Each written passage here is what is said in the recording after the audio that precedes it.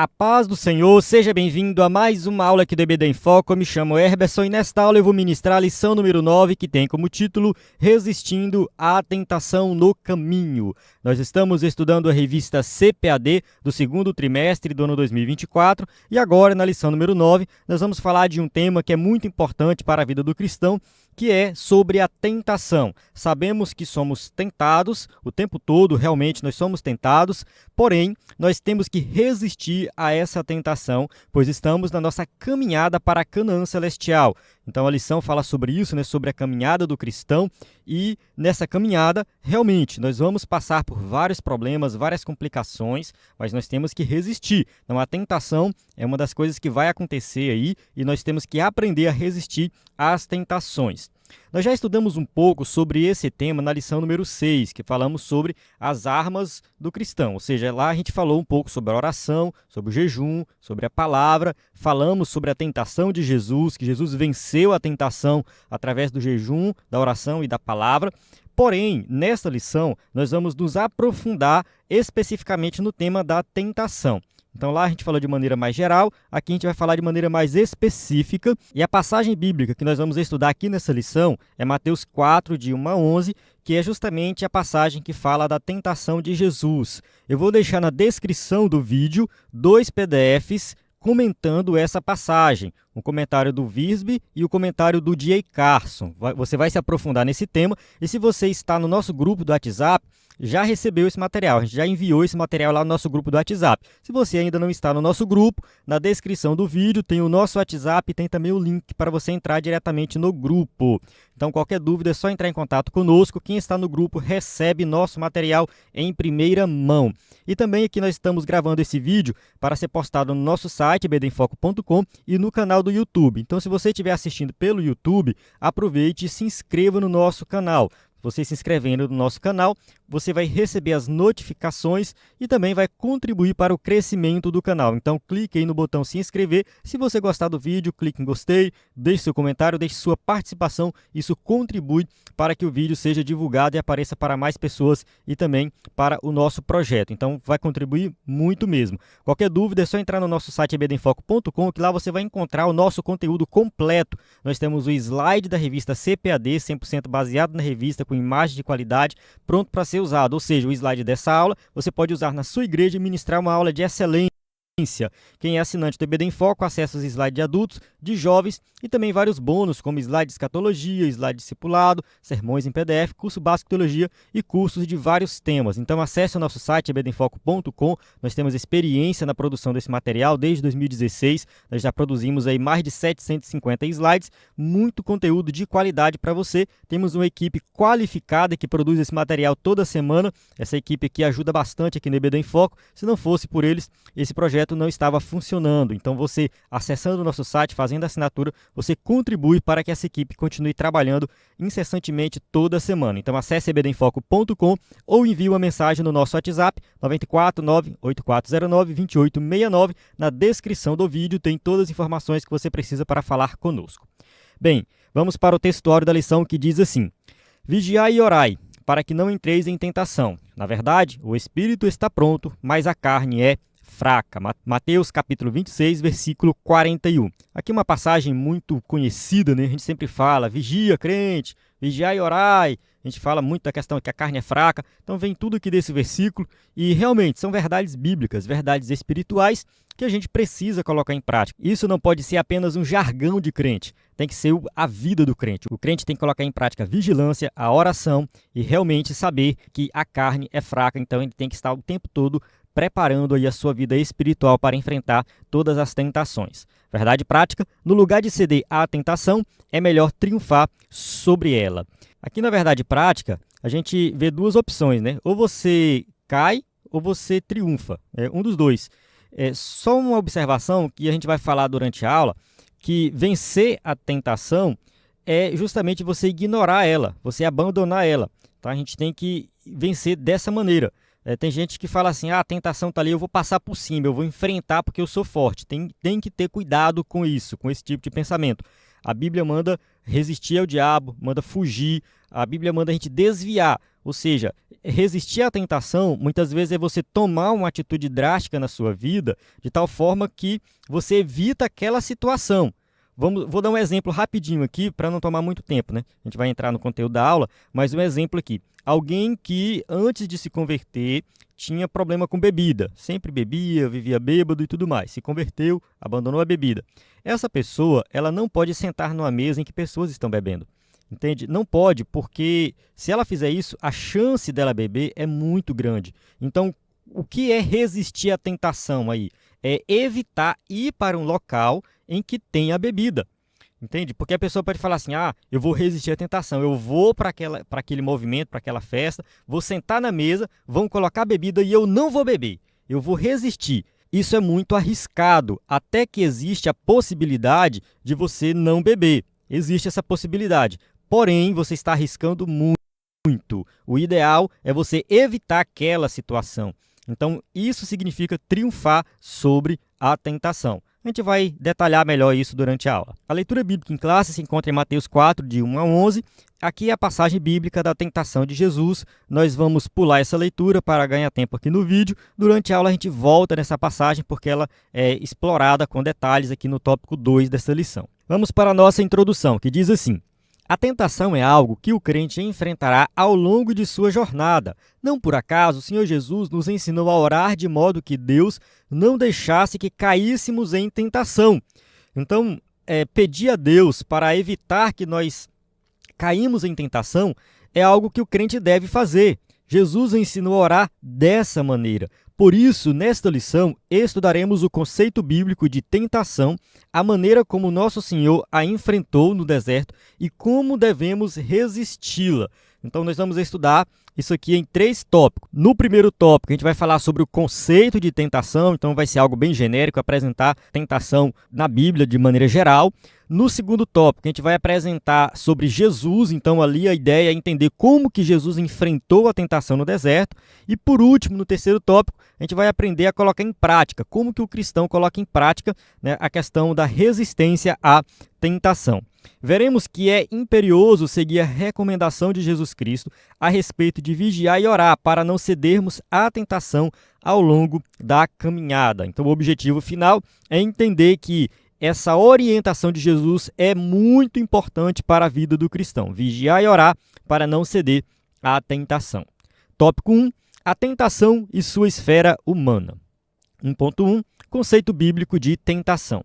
Na Bíblia, 3 palavras aparecem para conceituar tentação. A primeira é a palavra hebraica massá, que significa teste, provação. Então, lá no Antigo Testamento, a gente tem essa palavra que é usada várias vezes. Salmo de número 95, verso 8, diz assim, não endureçais o coração como em Meribá, como no dia da tentação no deserto. Então, o salmista aqui está citando algo que aconteceu no passado na nação de Israel, lá no deserto, e ele vai usar a palavra massá para se referir a esse momento, né, chama de tentação. A tentação no deserto, um teste ou uma provação. A segunda e a terceira são palavras gregas, respectivamente. Peirasmos, que significa teste, prova, aparecendo 25 vezes no Novo Testamento. Por exemplo, primeira carta de Paulo aos Coríntios, capítulo 10, versículo 13. Não veio sobre vós tentação, senão humana, mas fiel é Deus que vos não deixará tentar acima do que podeis. Antes, com a tentação, dará também o escape, para que possais suportar. Então, Deus permite que a tentação aconteça, mas Ele vai dar o escape. Então, Deus sempre vai dar uma maneira de nós escaparmos daquela tentação. Então, ninguém pode falar assim, a tentação foi tão grande que era impossível resistir. Só se você não estava em espírito, porque se você estivesse em espírito, você ia resistir. Deus já garantiu o escape, só que esse escape é para quem está em espírito, para quem está vigiando, para quem está orando. Então aqui a palavra tentação usada aqui é peirasmos, né, que significa teste ou prova. De alguma forma, nós somos testados e provados. E a outra palavra grega é essa aqui, peirazo, que significa testar, submeter à prova. Ela ocorre 36 vezes no Novo Testamento. João capítulo 6, versículo 6, fala assim, mas dizia isso para o experimentar, porque ele bem sabia o que havia de fazer. Essa passagem aqui está no contexto da multiplicação dos pães, que Jesus diz para os discípulos comprar comida para o povo. Só que Jesus fez isso só para experimentar, para testar eles, né? Ali, Jesus estava testando a fé dos discípulos, né? E eles vão falar, não, Senhor, não tem como comprar comida, é muita gente e tal, a gente não tem dinheiro para isso. Enfim, né, Jesus estava testando eles ali. Então, essa palavra também pode ser traduzida como tentação, de acordo com o contexto. Tentação, teste, experimento, enfim. As palavras bíblicas, no caso do hebraico e do grego, o significado delas está atrelado ao contexto. Sempre a gente tem que ver o contexto. Assim, podemos dizer que a tentação é um experimento, teste ou prova diante de uma atração para fazer o mal a fim de obter prazer ou lucro. Então, a tentação ela vem de várias maneiras. Ela pode vir através de algum ganho financeiro. Você pode estar ali no seu trabalho, envolvido com dinheiro, alguma coisa do tipo, e de repente aparece ali uma oportunidade para você ganhar um dinheiro a mais, só que de maneira errada, uma oportunidade errada. Você vai fazer algo errado dentro da empresa e você vai obter lucro. Então isso pode ser uma tentação. Se você, por exemplo, estiver passando alguma dificuldade financeira, quem sabe na sua casa você está passando necessidade, você quer sustentar a sua família, e ali aparece essa oportunidade, né, uma oportunidade entre aspas, né, uma oportunidade errada de você ganhar dinheiro a mais ali, e isso é uma tentação. Então você pode ceder essa tentação ou não, você pode resistir. Então tem vários tipos aí de tentação. Com relação ao prazer, a gente pode citar aqui os pecados sexuais, pode ser pornografia, adultério, fornicação, ou seja, toda situação em que nos leva a ceder aos desejos da carne para obter prazer. Então a gente pode fazer isso pecando contra Deus. Então a tentação ela vai aparecer de várias formas na vida do crente. Tópico 1.2, duas vias da tentação. De acordo com a palavra de Deus, a tentação pode vir primeiramente do diabo, Gênesis 3, né, que tenta ali Adão e Eva, e também de dentro do ser humano, como citado aqui Tiago 1,14. Mas cada um é tentado quando atraído e engodado pela sua própria concupiscência.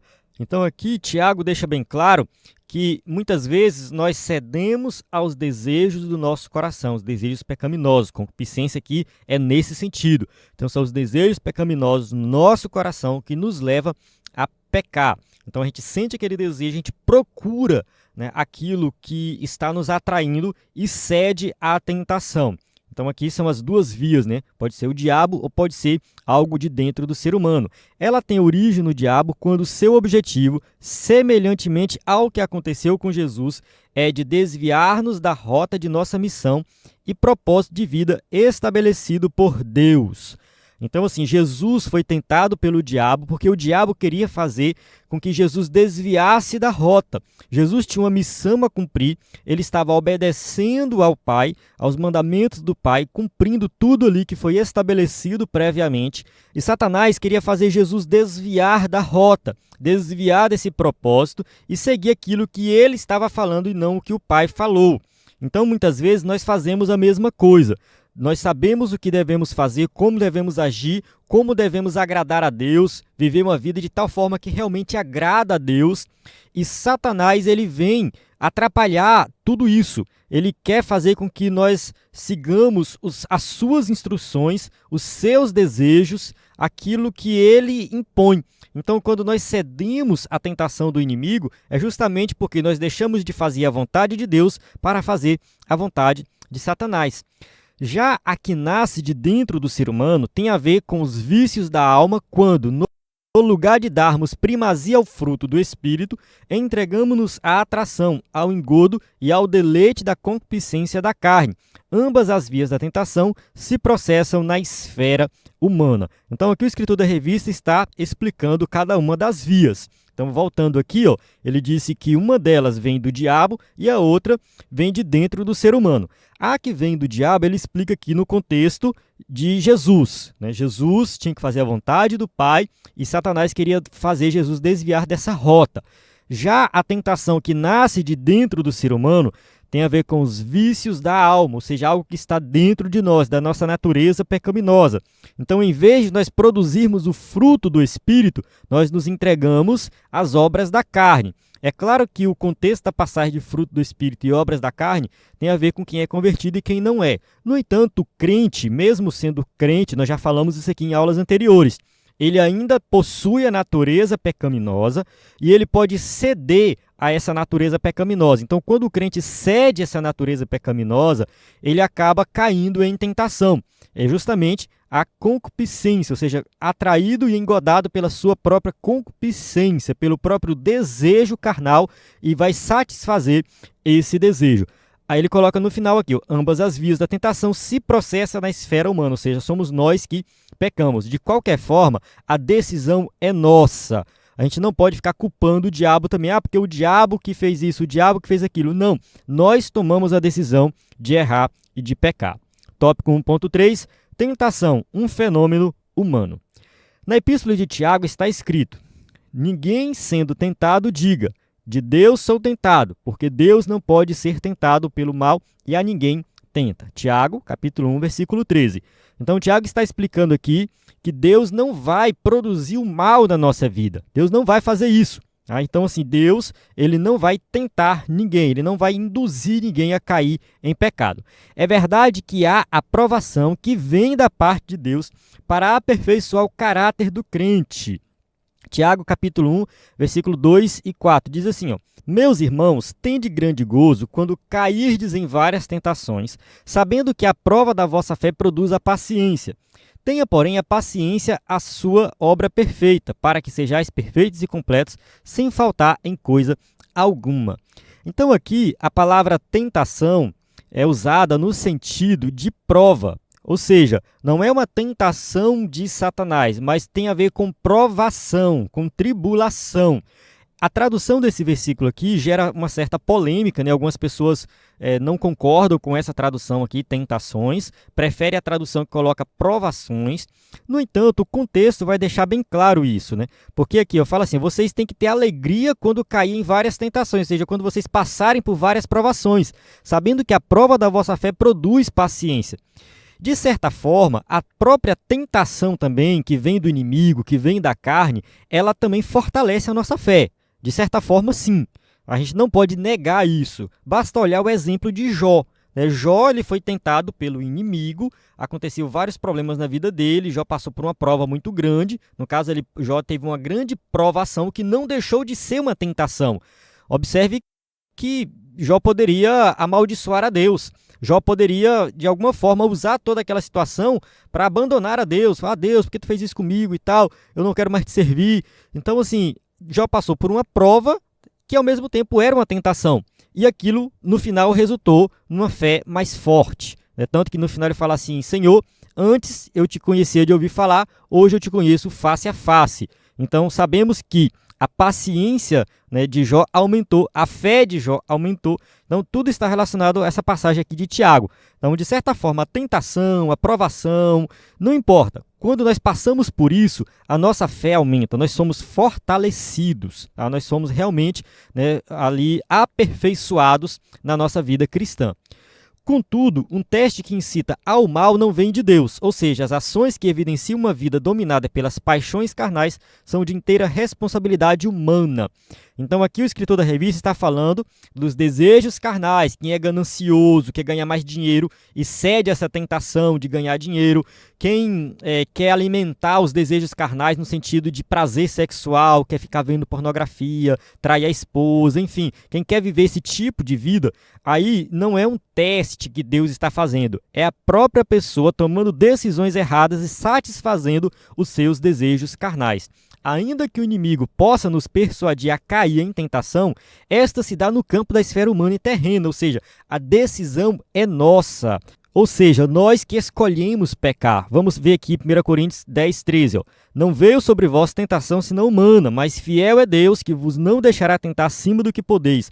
Antes, com a tentação, dará também o escape para que possais suportar. Um versículo que a gente já leu anteriormente, lendo novamente para reforçar aqui. Então, a tentação, ela não é forte o suficiente para você não resistir. Ah, não teve como resistir. Teve sim. Você que não estava orando e vigiando, porque Deus vai dar o escape. Então, a tentação, ela vai acontecer, mas nós sim podemos resistir a essa tentação e quando nós cedemos, é nossa responsabilidade. Vamos para o tópico 2, o Senhor Jesus e a tentação. Então aqui a gente vai aprender com o mestre, aqui a gente vai estudar a passagem da leitura bíblica em classe, que é Mateus 4, de 1 a 11. 2.1. Aprovação do Senhor Jesus.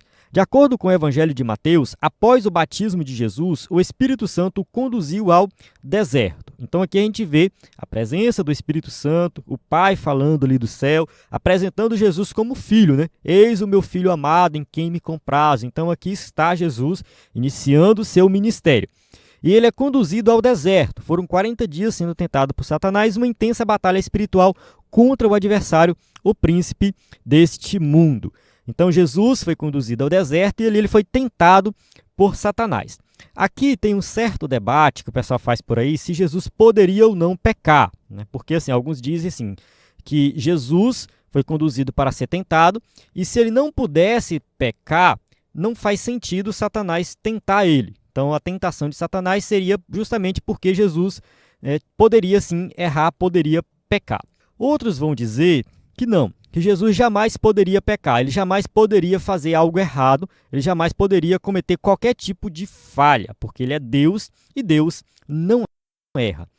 Eu defendo essa ideia de que realmente Jesus não poderia pecar. Eu defendo essa ideia porque eu vejo da seguinte forma a questão do pecado. A gente tem 3 situações. A gente tem Adão e Eva antes da queda, a gente tem Adão e Eva depois da queda e a gente tem Jesus. O que isso tem a ver?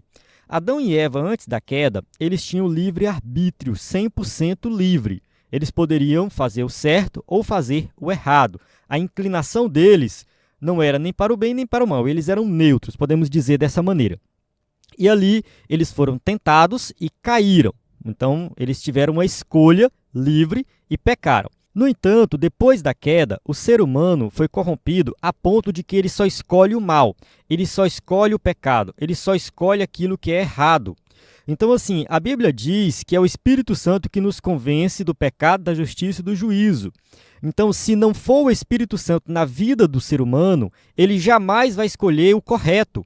Entende? Aqui eu estou querendo dizer o seguinte, que todos nós que tomamos a decisão por servir a Cristo, só fizemos isso porque o Espírito Santo tocou em nós, abriu a nossa mente, nos deu entendimento para fazermos a escolha correta. Sem a ação sobrenatural do Espírito Santo, o ser humano sempre escolhe o mal. Ele sempre vai escolher o errado. Ele só tem a capacidade de escolher o certo, o correto, se for através de uma ação sobrenatural do Espírito Santo. E olha que aqui eu não estou entrando no debate calvinismo, arminianismo, livre-arbítrio, graça irresistível. Não estou falando disso, tá? Não estou falando disso. Eu estou colocando aqui uma posição até mesmo arminiana, se a gente for parar para pensar, né? É que, enfim, a gente acredita que só existe uma decisão correta diante da pregação do Evangelho se nós formos tocados pelo Espírito Santo. Tá? Mas esse não é o foco. O foco aqui é o ser humano, na sua natureza pecaminosa, ele sempre vai escolher o errado. Então a gente tem Adão e Eva, antes da queda, livre, 100% livre, neutros. O homem após a queda, né, o ser humano, a raça humana de maneira geral, depois da queda, sempre escolhendo o mal. E a gente tem Cristo, que sempre vai escolher o bem. Ele é totalmente o contrário, né, do que nós somos hoje, da nossa natureza. Ele sempre vai escolher o bem e nunca o mal. Então eu entendo que Deus é perfeito, porque Jesus é Deus, e ele jamais poderia pecar. Alguém argumentaria assim, mas ele estava na sua natureza humana. Lembre-se de uma coisa, a natureza humana não é intrinsecamente pecadora. Né? O pecado não é intrínseco do ser humano. O pecado entrou na humanidade depois da queda de Adão e Eva. Entende? Assim, isso foi algo que entrou, que começou a participar da natureza humana após a queda. Então, o plano de Deus para o ser humano sempre foi de uma natureza livre de pecado. E Jesus, ele estava no corpo humano, na natureza humana, mas nessa natureza livre de pecado. E como também ele era 100% divino, isso garantia que Jesus jamais poderia pecar. E, de fato, ele jamais pecou. Então, assim, algumas pessoas podem pensar, tá, se ele não peca, se ele não poderia pecar, por que que Satanás tentou ele? Existem várias explicações, mas, assim, a ideia aqui de Satanás é desviar Jesus do seu propósito. Até mesmo porque a natureza maligna de Satanás sempre vai induzir ele a tentar os outros, independente se essa pessoa vai cair ou não. Observe o que ele fez com Jó.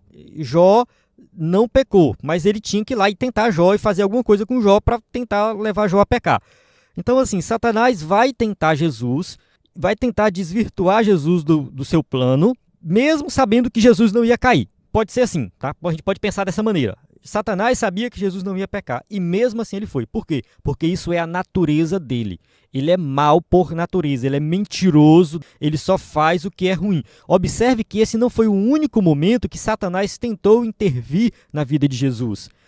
A tentação foi algo mais explícito, mas teve um momento que Pedro parece que estava aliado ali com a mesma ideia de Satanás, tanto que Jesus fala assim, afasta-te de mim, Satanás, falar diretamente para Pedro, porque a ideia ali era que Pedro realmente estava com o mesmo pensamento do diabo, que Jesus não fosse morrer na cruz do Calvário. Judas também cedeu à tentação do inimigo, traiu Jesus por uma influência de Satanás. Então, assim, Satanás estava presente o tempo todo ali no ministério de Jesus, tentando atrapalhar. Isso aí é algo que a gente não pode esquecer. Então, a tentação do deserto foi algo mais intenso, mas durante todo o ministério de Jesus, ele tentou atrapalhar. Vamos avançar aqui para a gente entender melhor. O objetivo de Satanás era fazer com que Jesus desviasse de seu propósito, satisfazendo desejos e necessidades, contrariando a vontade de Deus. Observe o que está em João 4,34. Jesus disse-lhe: a minha comida é fazer a vontade daquele que me enviou e realizar a sua obra. Então, o objetivo era que Jesus fizesse sempre a vontade de Deus. Ele tinha um plano a se cumprir e esse plano, né, tinha que seguir à risca ali a vontade de Deus. E Satanás vai tentar fazer com que Jesus faça a sua própria vontade, satisfaça o seu próprio desejo. Então, na tentação, Satanás vai induzir Jesus a usar os seus poderes para satisfazer a si mesmo. Ah, Jesus, transforma a pedra em pão, porque aqui você vai matar sua fome. Ou seja, você tem poder para isso, então use o seu poder para benefício próprio. Então, de certa forma, Satanás ele está tentando levar Jesus a agir de uma forma contrária àquilo que foi planejado anteriormente. Observe que as tentações aqui, a gente vai falar delas daqui a pouco, mas as tentações, elas são tentações que realmente têm como objetivo fazer Jesus seguir uma outra vontade que não seja a vontade de Deus, né? Como está escrito aqui em João 4,34. A minha comida é fazer a vontade daquele que me enviou. Ou seja, eu tenho que fazer a vontade do Pai. Eu não tenho que fazer a minha própria vontade, eu não tenho que fazer a vontade de Satanás, eu não tenho que fazer a vontade de ninguém. Eu tenho que fazer a vontade do Pai. Por isso, houve um ataque intenso do maligno contra o nosso Senhor, que resistiu sabiamente por meio da oração, do jejum e da palavra.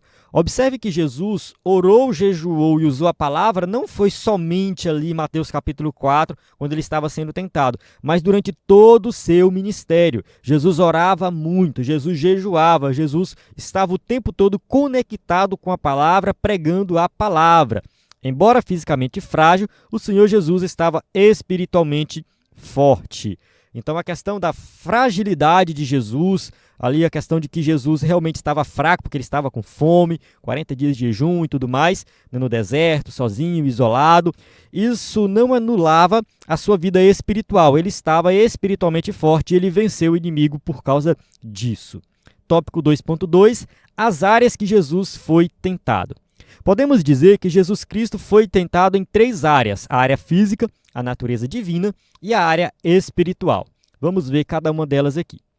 Na área física, o diabo o tentou pedindo que transformasse pedras em pães, após sentir fome devido ao processo de jejum, pois isso revelaria que ele era o Filho de Deus. Então, Mateus capítulo 4, versículo 3, diz assim, e chegando-se a ele o tentador, disse, se tu és o Filho de Deus, manda que estas pedras se tornem em pães. Aqui Satanás não tinha dúvida que Jesus era o Filho de Deus.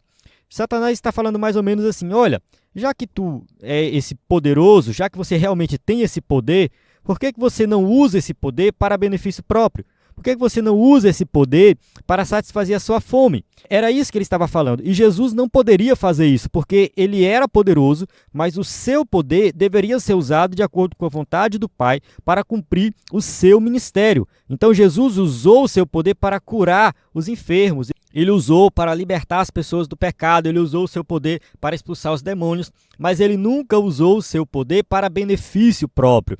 Foi isso que Paulo escreveu ali em Filipenses, Filipenses capítulo 2.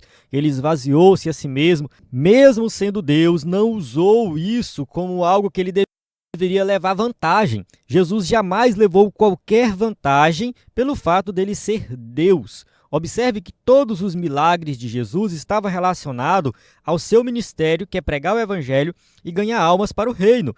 Em momento algum, Jesus usou o seu poder para satisfazer a sua própria fome. Aqui Satanás está falando isso. Olha, se tu é filho de Deus, transforme essas pedras em pães e mate a sua fome.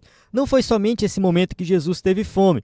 Teve outros momentos que Jesus talvez poderia usar o seu poder para fazer aparecer um pão, fazer aparecer um prato de comida ali e ele não precisar cozinhar. Mas Jesus foi lá e cozinhou. Isso aqui me fez lembrar agora dos filmes de herói que tem na TV. Só abrindo um parênteses aqui. Por exemplo, o Flash. O Flash, na história dele ali, ele pode fazer um monte de coisa rápido, mas às vezes ele prefere fazer devagar, seguir o ritmo das pessoas para trabalhar em grupo, para resolver os problemas em grupo. Na história, o pai dele está preso, Ele poderia muito bem usar a velocidade dele para soltar o pai dele, tirar ele da cadeia e tudo mais, só que ele não faz isso, Ele deixa o pai dele preso, porque mesmo que sendo de forma injusta o pai dele está preso, mas ele não usa o poder nesse sentido. É claro que não é a mesma coisa, tá? Mas é só para ilustrar. Quem gosta de assistir filme de herói, talvez já tenha percebido isso, nesses heróis mais fortes, tipo o Superman, o Flash, dentre outros, que têm um certo poder. Eles poderiam usar o poder para benefício próprio em todas as situações da vida, mas eles não usam. Usa para algumas situações. No caso de Jesus, ele não usou em nenhuma situação. Em momento algum, Jesus usou o poder dele para benefício próprio, para se deslocar de um local ao outro. Ele poderia fazer isso, mas ele não faz. Ele vive uma vida humana, plenamente humano, e todas as vezes que ele usa o seu poder, ele está fazendo isso para que outras pessoas sejam abençoadas. E só para reforçar isso aqui, eu vou citar aqui uma passagem que Jesus usa o seu poder para benefício próprio. E você vai entender o contexto. Segura aí, João capítulo 21.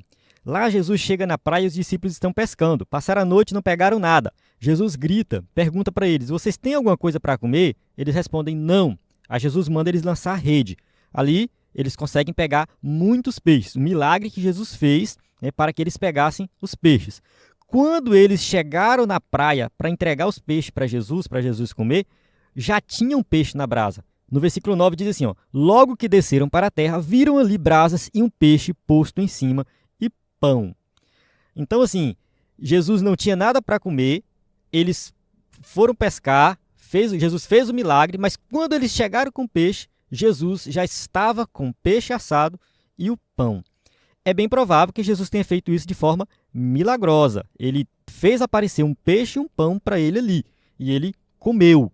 Só que isso aqui foi depois da sua ressurreição. Ou seja, Jesus já tinha cumprido toda a sua obra. Ele viveu como ser humano, não usou o poder para benefício próprio em momento algum, morreu na cruz do Calvário, ressuscitou, depois de cumprir toda a sua obra, aí sim ele fez o milagre para benefício próprio. É esse o único momento. Mas, tirando isso, Jesus sempre vai usar o seu poder em prol do reino, para cumprir tudo aquilo que o Pai ordenou. Vamos avançar aqui para a segunda tentação, que diz assim, na área da natureza divina, o diabo tenta Jesus pedindo que ele se atirasse do pináculo do templo, pois os anjos o guardariam. Vamos ler o texto de Mateus capítulo 4, versículos 5 e 6. Então o diabo transportou a cidade santa e colocou-o sobre o pináculo do templo e disse-lhe, se tu és o filho de Deus, lança-te daqui abaixo, porque está escrito, aos seus anjos dará ordens a teu respeito e tomar-te-ão nas mãos para que nunca tropeces em alguma pedra. Bem, aqui nessa tentação, o diabo lançou mão de uma passagem bíblica. Então, ele resolveu usar um texto bíblico ali do Antigo Testamento, um salmo, dizendo que Jesus poderia promover um grande espetáculo. Se Jesus se jogasse ali do pináculo do templo e os anjos pegassem Jesus e a multidão assistisse aquilo, seria realmente um grande espetáculo e Jesus seria aceito no seu ministério. Temos que lembrar que aqui é o início do ministério de Jesus. Jesus ainda não tinha iniciado ali as pregações, os milagres, não tinha iniciado nada disso. ele foi para o batismo, do batismo ele já foi para o deserto, estava sendo tentado pelo diabo. Nesse ministério que ia iniciar, Jesus sabia que dificilmente ele seria aceito. Muito difícil, porque ele ia enfrentar as autoridades religiosas, ele ia enfrentar o povão de maneira geral, as dúvidas, enfim, Jesus ia passar por várias dificuldades no seu ministério para ser aceito. Então, se ele fizesse algo extraordinário no início do seu ministério e mostrasse de fato que Deus estava com ele, o seu ministério seria muito mais tranquilo. Todo mundo ia seguir ele. O povão ia seguir Jesus. Nossa, esse aí é o Messias. Esse é o enviado de Deus. Então aqui, nesse momento, Satanás está tentando Jesus nessa área, na área da natureza divina, porque se ele se apresenta como Messias que realmente é divino, o seu ministério vai ser muito mais simples. Então Jesus sabe que ele vai sofrer oposição, ele sabe disso. Então é realmente tentador a ideia de fazer algo para que essa oposição não aconteça. Isso aqui pode acontecer com a gente também. Pense numa situação em que você vai sofrer oposição, que você vai ser perseguido, que você vai defender uma ideia, você vai falar alguma coisa, pode ser na sua empresa, pode ser, enfim, na sua casa, pode ser em qualquer lugar. Você vai fazer algo que você sabe que vai sofrer oposição. No entanto, existe ali uma maneira, uma possibilidade de você chamar atenção para algo espetacular para que essa oposição não aconteça. No entanto, isso pode ser algo pecaminoso, ou seja, essa ação que você vai fazer, ela é uma ação pecaminosa, que vai facilitar a sua vida lá na frente. Estou falando bem genérico aqui, porque cada caso é um caso. Tá? Você pode pensar numa situação sua aí, da sua realidade, eu posso pensar numa situação minha, eu não vou entrar aqui em casos específicos, mas tenta fazer um paralelo aí da sua vida com o ministério de Jesus. Então Jesus vai começar o seu ministério e vai sofrer muita oposição e muita dificuldade. Ele poderia fazer alguma coisa para que essa oposição não acontecesse. E para que ele fizesse essa coisa, ele teria que se jogar do pináculo do templo, no caso a ideia de Satanás é essa, para que os anjos segurem Jesus e ali Jesus realmente tenha esse status de um ser divino, um ser protegido por Deus e ocorra tudo bem no seu ministério. Porém, essa ação era uma ação pecaminosa.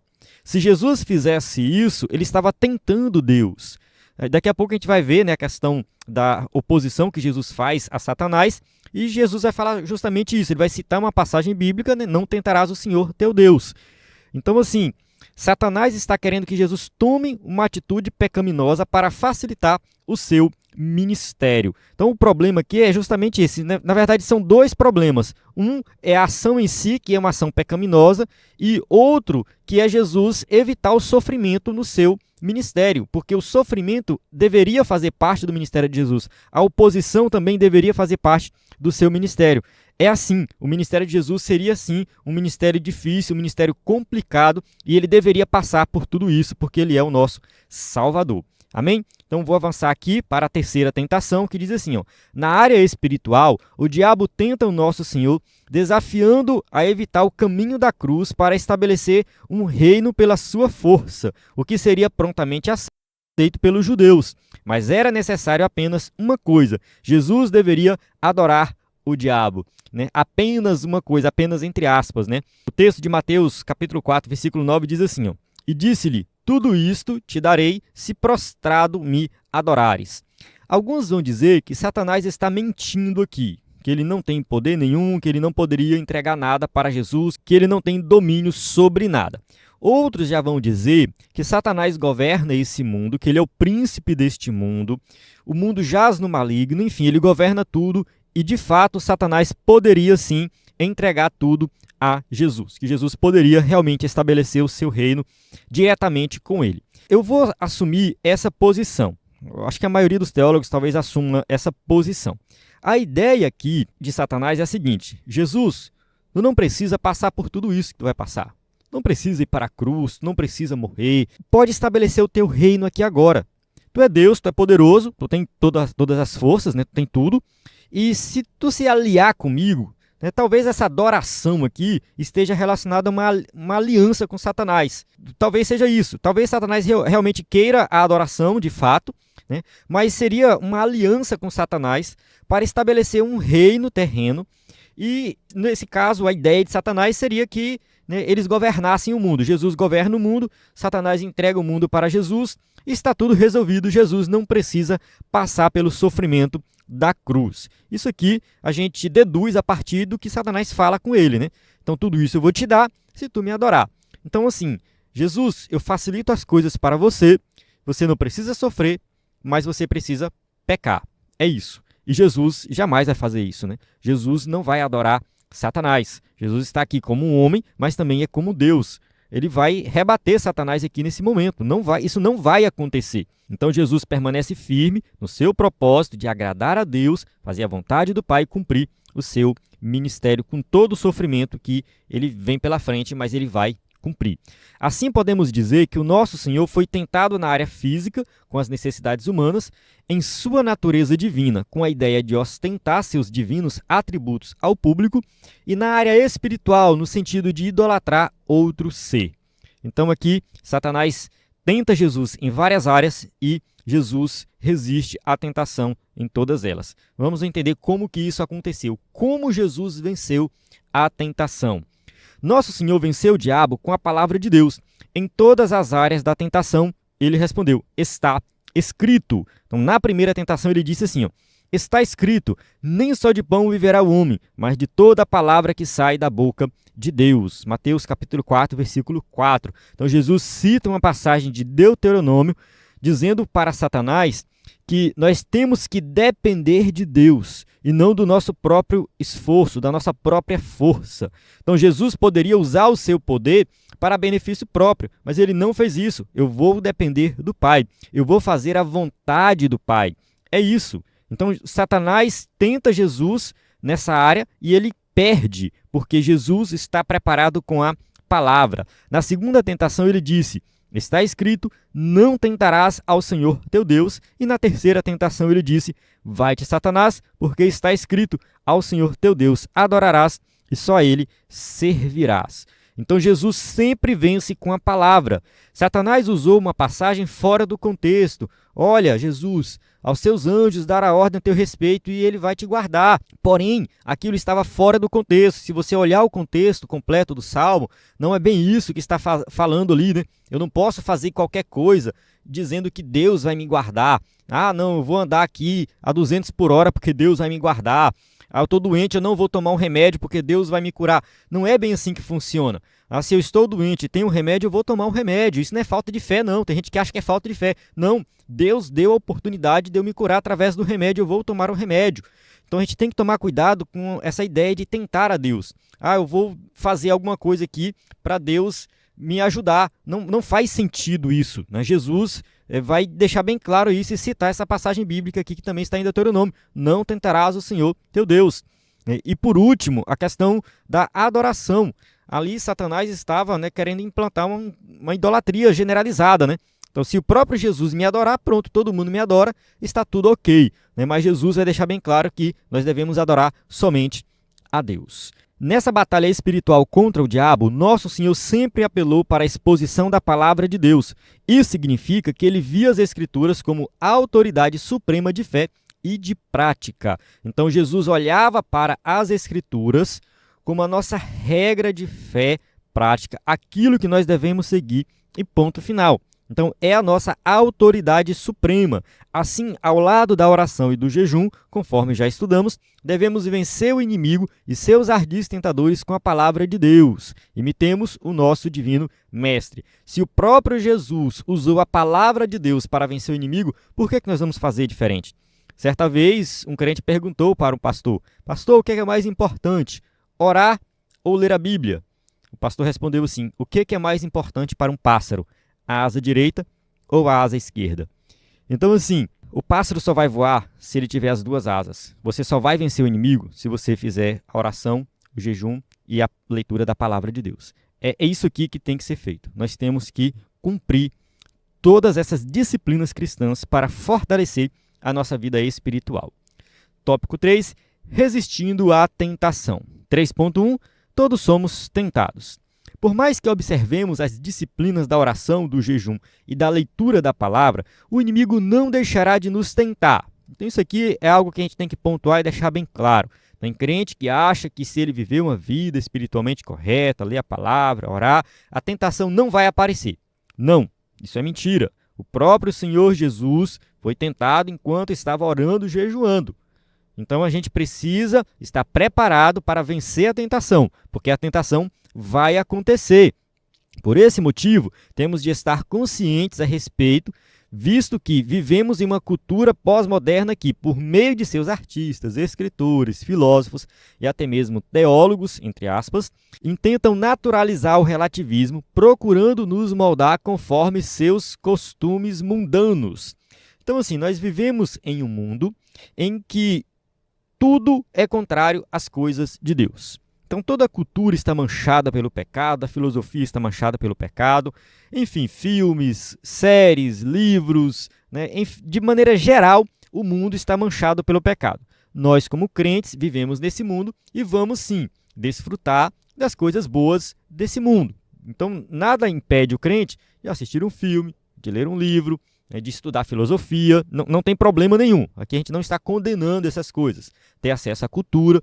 A gente só precisa saber que tudo isso está manchado pelo pecado e a gente tem que saber filtrar aquilo que realmente é um princípio, né, cristão, um princípio bíblico, um princípio que a gente deve seguir, e aquilo que não é, que a gente vai rejeitar, que a gente vai combater.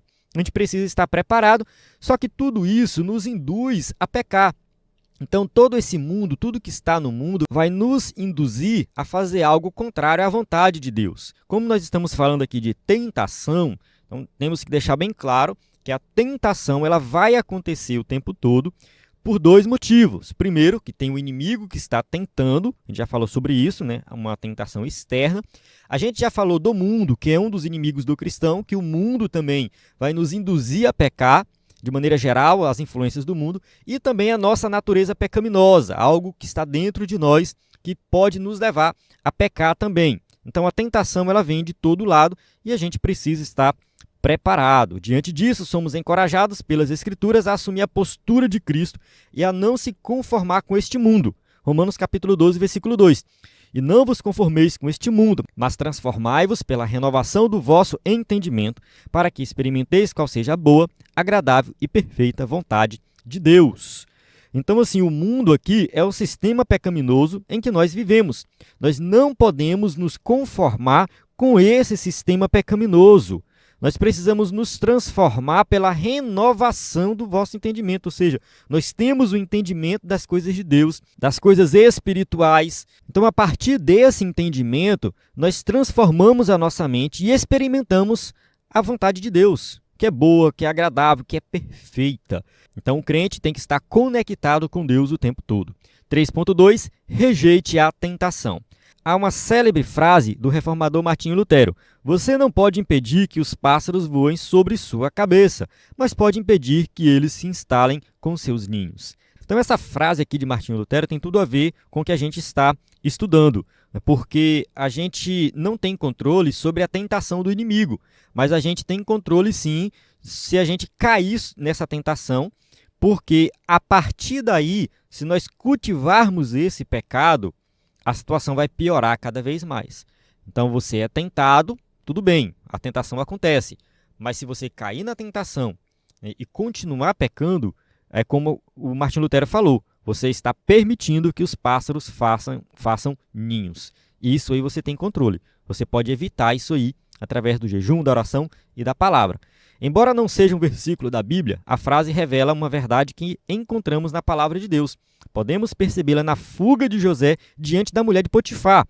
Gênesis capítulo 39, versículo 12.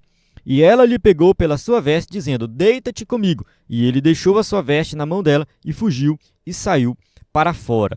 Então José se encontrava em uma situação bem complicada, uma tentação muito forte, porque ele tinha controle sobre tudo na casa de Potifar, e a mulher de Potifar quis se deitar com José. José sabia que aquilo era errado e ele evitou isso, ele procurou fugir da tentação. Observe que José fugiu, ele quis correr, ele saiu fora da tentação. Ele pagou um preço muito alto por isso, ele perdeu todas aquelas regalias, foi preso, enfim. No entanto, Deus abençoou José por causa da sua fidelidade e ele se tornou governador do Egito. Nós não sabemos o que seria da vida de José se ele se deitasse com essa mulher. De fato, nós não sabemos. Mas nós podemos conjecturar algumas coisas. Talvez, se José tivesse se deitado com ela, ele não se tornaria governador do Egito. Talvez, a gente não sabe. Tá? Ele poderia, muito bem, aproveitar, entre aspas, aquela situação, se deitar com aquela mulher, e ali ele ia curtir e tudo mais. Né? Potifar talvez nunca ia descobrir isso aí. E estava tudo bem. Só que a vida de José seria uma vida medíocre. Olhando desse ponto de vista, seria uma vida medíocre. E aplicando isso na nossa vida, a gente pode pensar da mesma forma. Nós somos tentados. E se nós cairmos naquela tentação, os problemas vão aparecer. Os problemas vão chegar, as consequências vão chegar e nós nunca saberemos como que seria a nossa vida se tivéssemos feito diferente. É claro que Deus vai nos perdoar se nós nos arrependermos de verdade. É claro que, enfim, Deus pode restaurar tudo. No entanto, se você resistir às tentações e não pecar, tenho certeza que você vai ser muito mais abençoado. A sua vida vai ter muito mais coisa boa do que coisa ruim. A tentação, ela pode parecer uma grande oportunidade ali, e se você pegar essa oportunidade, entre aspas, você pode achar que está bem, mas não está. José fugiu da tentação, passou por vários problemas por causa disso, no entanto, ele foi abençoado por Deus. Na atitude de Jó em fugir do mal, a gente observa também Jó como uma pessoa que se desviava do mal. Diz assim, havia um homem na terra de Uz, cujo nome era Jó, e este era um homem sincero, reto, temente a Deus, e desviava-se do mal. Então Jó, ele realmente saía do caminho mal, ele fugia do mal. Então, essa deve ser a atitude do cristão. O cristão ele não tem que enfrentar a tentação passando por cima dela. Ele enfrenta a tentação fugindo dela, desviando-se do mal. Foi isso que José fez, era isso que Jó fazia. Assim não podemos impedir que a tentação apareça, mas com a força do Espírito Santo podemos evitar que ela nos domine. É isso. Você não vai impedir a tentação na sua vida, mas você pode evitar que ela domine sobre sua vida, que o pecado domine sobre sua vida. Por isso, precisamos seguir o que o apóstolo Paulo escreveu a Timóteo. Fuja de tudo que estimule as paixões da juventude. 2 Timóteo, capítulo 2, versículo 22. Portanto, ao longo da nossa jornada, a melhor estratégia é fugir da tentação. Então, essa é a melhor estratégia. Fuja da tentação. Lembrando lá do primeiro exemplo que eu dei no comecinho da aula, bem no início mesmo, acho que estava lendo a verdade prática. Ali eu falei que a pessoa que tinha problema com bebida, que se converteu, aí de repente ela recebe um convite para sentar numa mesa que tem bebida, o ideal é ela não sentar na mesa. Porque ela pode pensar assim, vou sentar na mesa e vou enfrentar, eu não vou beber, eu vou ser resistente. Isso é muito perigoso. Você pode ceder à tentação e beber ali. Então, o ideal é que essa pessoa evite aquele ambiente, evite aquela mesa. Dê uma desculpa, fala que não pode ir, enfim, inventa alguma coisa, mas fuja da tentação. 3.3. Arrependa-se. No meio da nossa caminhada, é possível que o crente ceda à tentação e, por isso, rompa a comunhão com Deus. Contudo, é possível restabelecer o relacionamento com Ele por meio da confissão de pecados, arrependimento e quebrantamento espiritual. Nós já falamos aí em aulas anteriores sobre a questão do arrependimento, da confissão de pecados. Então, é isso que o crente tem que fazer. Pecou, errou. Então, vamos lá, se arrependa, mude de ideia, dê meia volta, faça diferente. Deus vai te perdoar. Jesus morreu na cruz do Calvário, pagou o preço dos pecados. Então, o que você tem que fazer é se arrepender e tomar posse desse perdão. Há um caminho de cura e restauração para quem age dessa maneira. Provérbios, capítulo 28, verso 13, que diz assim, o que encobre as suas transgressões nunca prosperará, mas o que as confessa e deixa alcançará misericórdia. Então, nós não devemos encobrir as nossas transgressões, mas nós devemos sim confessar e abandonar. Por essa razão, em caso de ceder à tentação, não tentemos nos justificar, culpar os outros ou ignorar os atos pecaminosos. O caminho divino é o da confissão e arrependimento para desfrutar o perdão. Então a ideia é essa, que nós possamos, nos arrepender, receber o perdão divino e viver uma vida completa, plena na presença de Deus. Chegamos na conclusão da nossa aula que diz assim: semelhante ao Senhor que foi tentado em tudo, mas não pecou, podemos seguir o caminho de não sermos seduzidos pela tentação. Assim podemos desfrutar mais de uma vida em santidade e comunhão com Deus. Por isso, ao oferecermos resistência à tentação ao longo da jornada, lograremos êxito e receberemos a coroa da vida. Então, assim, Jesus foi tentado em tudo e não pecou. De fato, ele não pecou. Isso aqui é um paralelo que a gente pode fazer com Adão, né? Adão foi tentado e pecou. Assim, Adão vivia no paraíso, tinha comida, tinha tudo do bom e do melhor. E ele pecou. Jesus estava na escassez, no deserto, no sofrimento, com fome, e Jesus não pecou. Então, a gente vê que Jesus é apresentado aqui como o segundo Adão, mas muito superior a Adão. Então, por Adão entrou o pecado no mundo, e através de Jesus, que não pecou, nós somos redimidos desse pecado. Então, aqui a gente vê que Jesus é apresentado como o homem perfeito. É claro que nós não seremos perfeitos como ele, a ponto de não pecarmos. Porque eu não vou pecar em hipótese alguma. Isso não existe, tá? Todos nós somos pecadores, nós vamos sim pecar. No entanto, nada nos impede de seguir o exemplo de Jesus. Jesus deixou o exemplo, ele foi tentado, não pecou, venceu a tentação com oração, com jejum, com a palavra. Então nós temos que seguir esse exemplo, colocar em prática o que Jesus nos ensinou. E assim, nós vamos vencer a tentação, vamos continuar na nossa caminhada, e um dia nós receberemos a coroa da vida. Amém? Então eu encerro aqui a aula, temos aqui as perguntas para quem vai usar o slide na igreja. E, mais uma vez, aqui reforçando o nosso site ebdenfoco.com, o nosso WhatsApp. Na descrição do vídeo tem tudo que você precisa para falar conosco. Lembrando que nós temos os slides de adultos, de jovens e vários bônus para você se capacitar como professor da EBD. Então, na plataforma EBD em Foco, você tem tudo que precisa para ministrar uma aula de excelência na EBD. A paz do Senhor. Até a próxima aula.